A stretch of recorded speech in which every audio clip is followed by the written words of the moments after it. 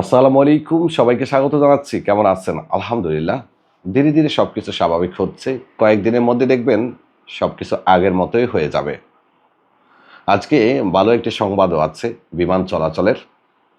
১৩ তারিখ থেকে বিমান বাংলাদেশ এয়ারলাইন্স শারজাহ এবং দুবাই রুটে ফ্লাইট পরিচালনা করবে। ১৩ মার্চ সকাল ৯টা ৩০ ঢাকা থেকে দুবাই, ১৩ মার্চ সন্ধ্যা সকাল ৬টা ঢাকা থেকে আবুধাবি, ২টা ফ্লাইট তারা পরিচালনা করবে।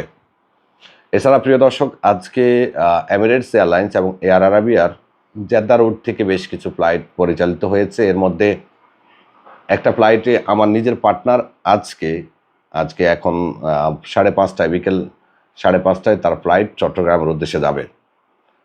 আর দাম্মাম রুটের ফ্লাইটের এখনও কোনো আপডেট আসেনি। তো আমরা আশা করছি যেহেতু দুবাইতে চালু হয়ে গেছে বা হয়ে যাচ্ছে ধীরে সুস্থে, দাম্মাম রুটের ফ্লাইটও শুরু হয়ে যাবে। দাম্মামে বিমান বাংলাদেশ এয়ারলাইন্সের যে ফ্লাইটটি চলতো সেটা কিন্তু এখন রিয়াদ থেকে যাচ্ছে।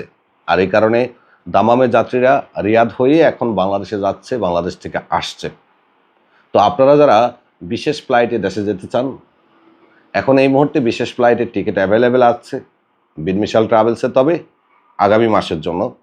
আর মার্চের জন্য যদি যান তাহলে বিমান টিকিটের দাম অনেক বেশি, ২৪০০, ২৫০০, ২২০০ এমনটা। তো কারো যদি টিকিট লাগে বিনমিশাল ট্রাভেলসে আসুন। এমার্জেন্সি টিকিট লাগলে আমাদের কাছে গ্রুপ টিকিট আছে সৌদি এয়ারলাইন্সের রিয়াদ থেকে, জেদ্দা থেকেও আছে আমাদের কাছে মোটামুটি টিকিট, আর আমাদের মদিনা থেকে মোটামুটি খুব কম সংখ্যক টিকিট পাওয়া যাচ্ছে।